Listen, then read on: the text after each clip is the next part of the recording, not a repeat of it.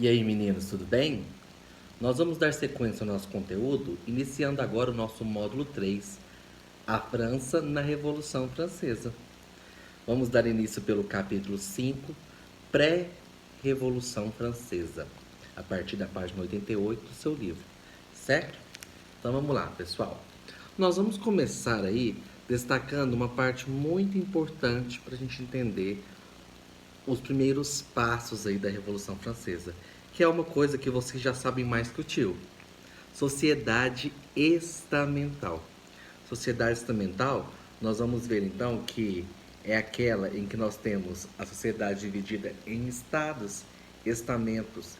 Primeiro estado, formado pelo clero, segundo estado, a nobreza, e o terceiro estado, então, o povo, com a participação da burguesia. O quê? Como assim? Depois de tudo que a gente estudou da burguesia, até mesmo na França, a burguesia, então, que nós tínhamos o domínio comercial, ela ainda se encontrava no terceiro estado? Sim, gente, porque a condição da sociedade estamental era dada pelo nascimento, pela hereditariedade. Então, a burguesia pertencia ao terceiro estado.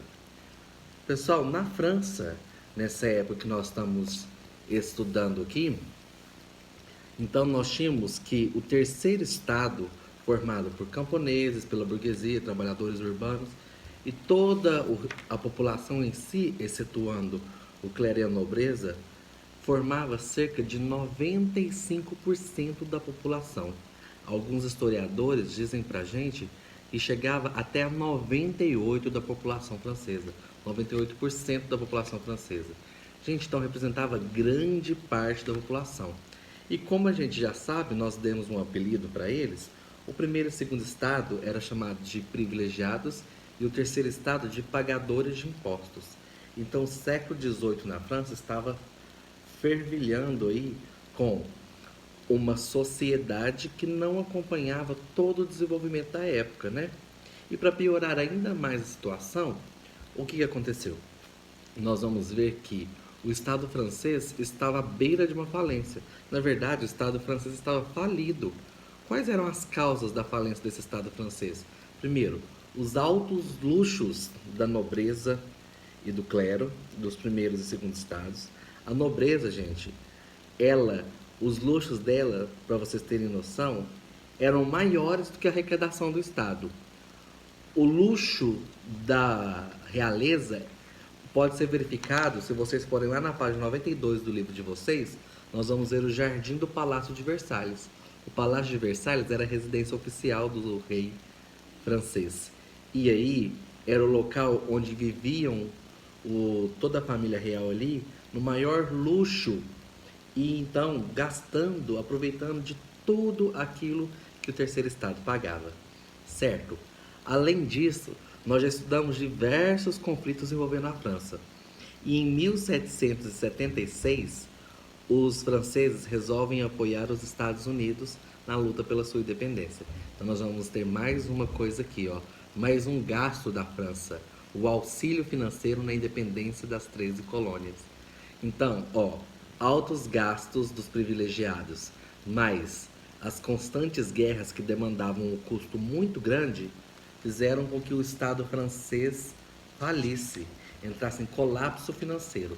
Para piorar ainda mais a situação, sabe o que aconteceu?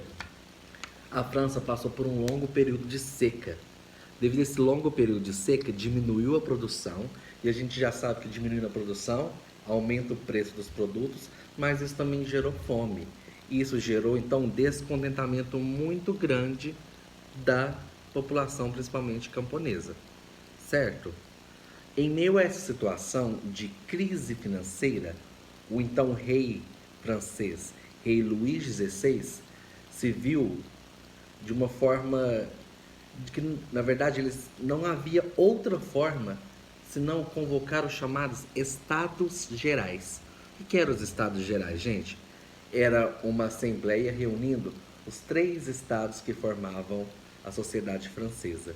Gente, nessa época já tinha 175 anos que ele não convocava os Estados Gerais, que ele é só convocado em estado mesmo de necessidade máxima. E aí, os Estados Gerais foram convocados. A pauta dos Estados Gerais, então, gente, a pauta é: a arrecadação de impostos está menor do que os gastos do Estado. Qual era a solução? O aumento de impostos. Opa, mas isso ia prejudicar a burguesia, ia prejudicar o terceiro Estado. Vamos votar, certo?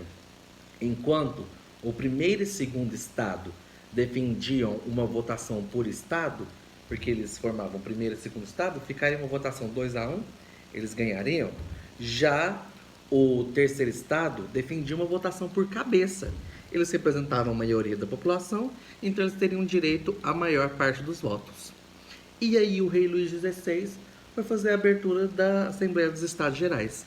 Na abertura da Assembleia, ele já informou que a votação seria por Estado. É claro que o terceiro Estado, como a gente disse, sairia prejudicado. Então, o que o terceiro Estado fez, gente?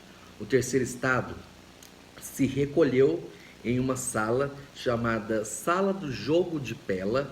Jogo de Pela é tipo como se fosse um tênis jogado num espaço fechado. E lá eles fizeram um juramento, que ficou conhecido como o juramento do Jogo de Pela. O que ficou determinado nesse juramento? Eles só sairiam daquele ambiente com a elaboração de uma constituição. Então, para eles, o poder do rei a partir daquele momento deveria ser limitado por uma constituição. O terceiro Estado, então, gente, se declara em Assembleia Nacional Constituinte, com o objetivo de elaborar a Constituição, dando início aí a todo o processo revolucionário que nós damos o nome de Revolução Francesa, certo? Pessoal, agora é o seguinte, prestem atenção. Capítulo pequeno, fácil, tranquilo. Vocês podem ir lá, por favor, da página 90 até a página 99 e dar uma lidinha pro tio, por favor. Mas aí eu vou pedir uma coisa para vocês. A partir de agora, vocês vão lá no nosso portal do Homeschool, que já foi passado todas as informações para vocês, e lá tem uma série de exercícios para vocês fazerem. Depois eu vou voltar resolvendo com vocês esses exercícios para a gente fixar o nosso conteúdo, certo? Um grande abraço e até mais.